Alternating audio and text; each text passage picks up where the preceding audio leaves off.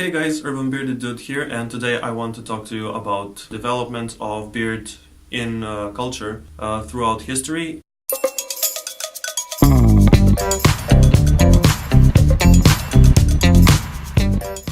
Ever since fire was invented, men had beards.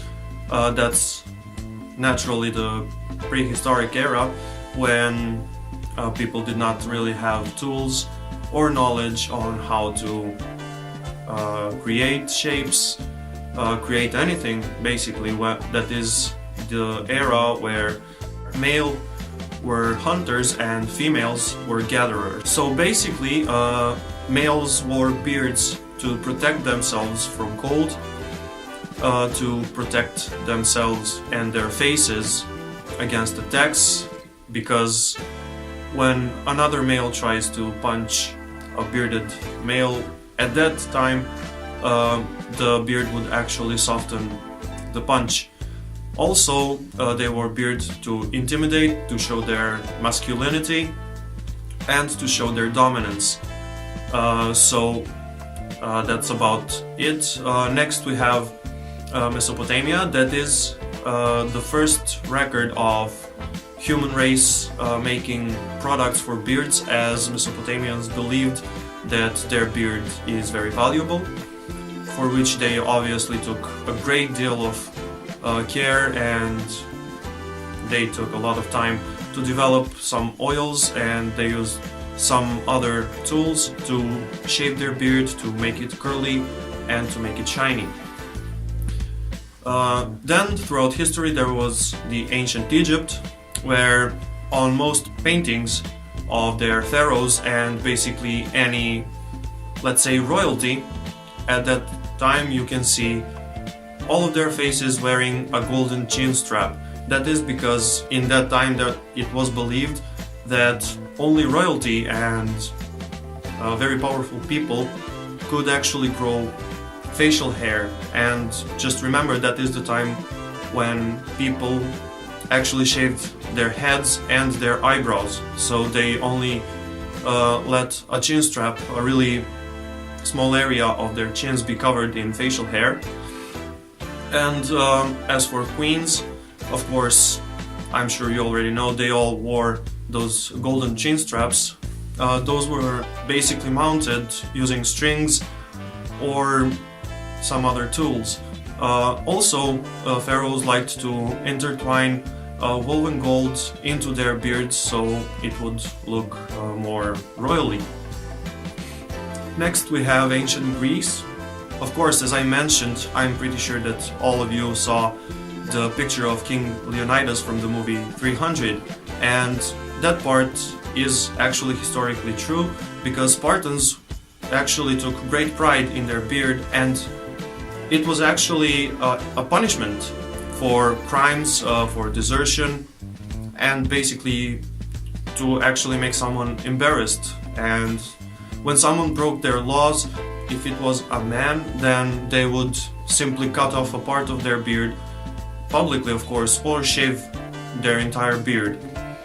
Greeks, on the other hand, believed that wearing a beard and sporting a beard in public actually showed that you were masculine, that you were intelligent, and it was often, and very often, a common showing of respect if you held beard of whoever you were talking to.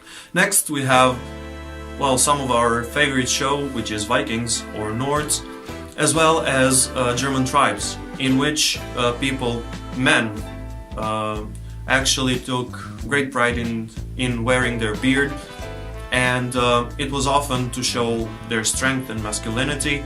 And according to some stories, first it was a punishment when you cut someone's beard off, and that would be if they fled the battlefield, so they were deserter, they were a traitor or something.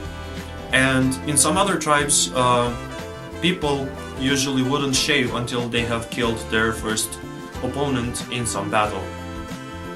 Next, let's go to our next very, very big time period of history, and that is the period before and after the First World War.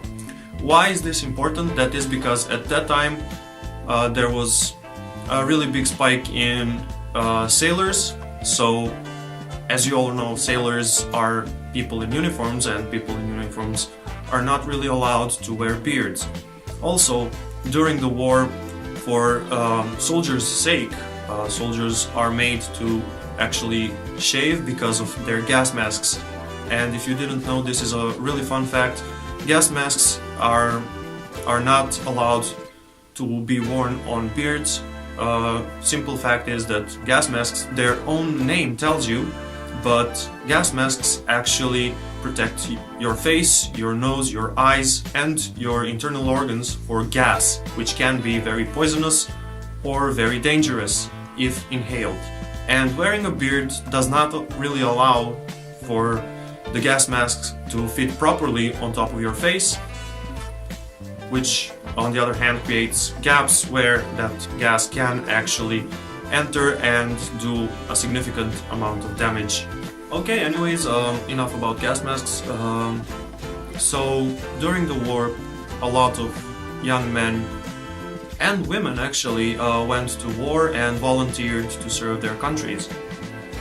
Now, after that we have again another war, but this time there's a spin, because not everyone really wanted to contribute to the war, and not everyone really wanted to give their lives, just for the fact that the official numbers, I really don't know them, but during the First World War, majority of male population that was in the army actually died or got killed or ended up in a concentration camp. So that's really not that fun.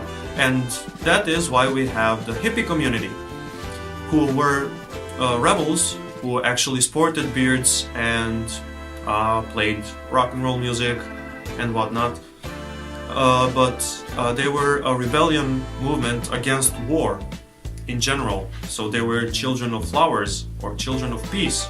Anyways, at that time there were a plethora of different beard styles and different shapes and sizes of beards, as well as different hairstyles, because I think in entire history that is the biggest difference between how a man can actually look. Because on one hand you had this hippie guy that sported really long hair and a goatee or a full-grown beard, and on the other hand you had a typical soldier, you know, short hair, clean shave, everything, uniform, of course. Then after Second World War we come to communism, which is, let's say it was not really that long ago, but during communism beards were reserved and sported by philosophers, great thinkers, inventors, etc. And that was to show their intelligence and to show their significance in the society, because at that time nobody really sported beards. That leads us to the modern age. So it has been fashionable for last maybe 10 years, almost 10, 15, something like that, I don't really know, but beards actually started coming back to fashion during the 1990s, but I really don't call those actual beards, because that was simply just a pen mark over one's lip, or just a pen mark drawing of what we are supposed to call a beard.